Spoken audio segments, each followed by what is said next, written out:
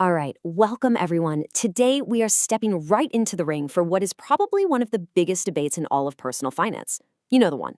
In one corner, you've got the solid income generating power of real estate, and in the other, the super liquid market crushing force of the S&P 500.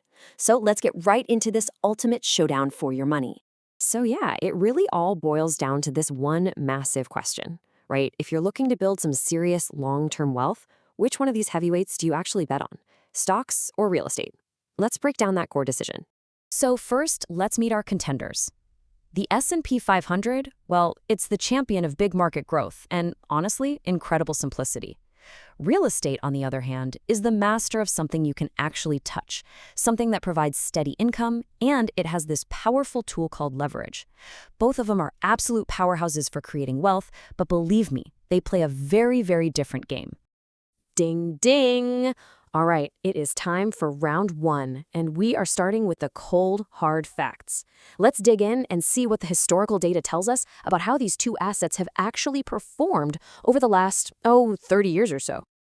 Okay, so let's get right to the raw performance numbers. The S&P 500, which is, the 500 biggest US companies, has averaged about a 10.4% annual return since 1992. Now, US home prices, they're lower at 5.5%. But then you see this third category, REITs. That stands for real estate investment trusts. Think of them as companies that own big income-producing properties, and you can buy shares in them just like a stock. And look at that. They've actually edged out the S&P 500. This tells you right away that the story is way more complex than just stocks versus owning a house. And wow, you can really see that difference here. This chart just puts it all into perspective. Both the S&P 500 and REITs are kind of in a different league when it comes to pure growth compared to the average home. But as we're about to see, that big return number, it definitely doesn't tell the whole story. Okay, now let's talk about the ride you're actually on as an investor. The stock market, it's a roller coaster. You get these huge ups, but you also get some pretty stomach-churning downs. Real estate, though, is more like a steady train just chugging along. So the real question for you is, can you handle the drops of that roller coaster to get to those big market highs? And here is a huge factor. Income. In 2024, REITs paid out a dividend yield of 4.1%. I mean, that's actual cash going into your pocket. The S&P 500, just 1.3%. So for investors who want their assets to generate income they can actually spend, this is a major, major point in real estate's corner. All right, on to round two, practical realities. We're going to move beyond the spreadsheets now and look at the real-world, nitty-gritty mechanics of owning these assets. How do they actually work day to day? Now, this is real estate's secret weapon. It's called leverage. Basically, it means using other people's money, in this case the banks, to control a really big asset.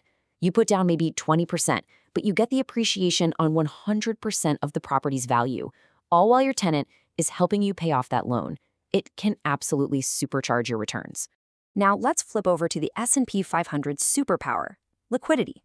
If you need cash like right now, you can sell your shares and have that money in your bank account in just a few days. The access you have to your capital is nearly instantaneous. And in sharp contrast, real estate is highly illiquid. I mean, selling a property isn't a click of a button. It's a whole process. It can take weeks, often months, and you're dealing with agents, lawyers, closing costs. This is a really critical trade-off you have to understand. Finally, let's talk about costs. Owning a piece of the S&P 500 through an index fund is unbelievably cheap. We're talking fees as low as 0.03%. But owning a physical property, that means you're dealing with a constant stream of ongoing expenses. Taxes, insurance, and, maintenance, which can easily add up to 1% or more of the home's value every single year. Okay, on to round three. And this round, it's not about the numbers at all. It's about you.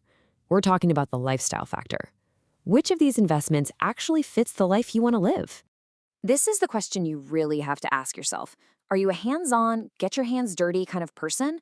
Or do you prefer a passive, set it and forget it approach? Your answer here might honestly be the most important factor of all. Because this is the landlord's life. It's not an investment, it's a job. You're basically a small business owner, dealing with everything from finding good tenants to, fixing toilets in the middle of the night. It takes time, it takes effort, and it takes a certain kind of personality, for sure. And then there's this. This is the life of an index fund investor. It is almost the complete opposite. You automate your investments, maybe check in once or twice a year, and you pretty much just let the market do the heavy lifting. The simplicity here is, well, it's undeniable. But there's this powerful psychological pull to real estate that you just can't ignore. As this quote gets at, you can see it, you can touch it, you can improve it with your own hands. That sense of tangibility and control is just deeply satisfying for a lot of people, in a way that watching a stock ticker simply can't be. Real estate also has some really unique tax advantages. One of the biggest is something called a 1031 exchange. So to put it simply, it lets you sell one investment property and roll all the profits into buying another one, all while delaying paying taxes on your gains. It's a really powerful way to keep your money growing and build a big real estate portfolio over time. The final bell has rung. So, who's the winner? Well, the goal of this explainer wasn't to declare one single champion.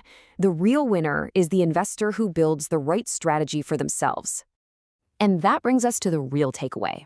This whole thing isn't about picking one winner. The smartest investors out there know you don't actually have to choose.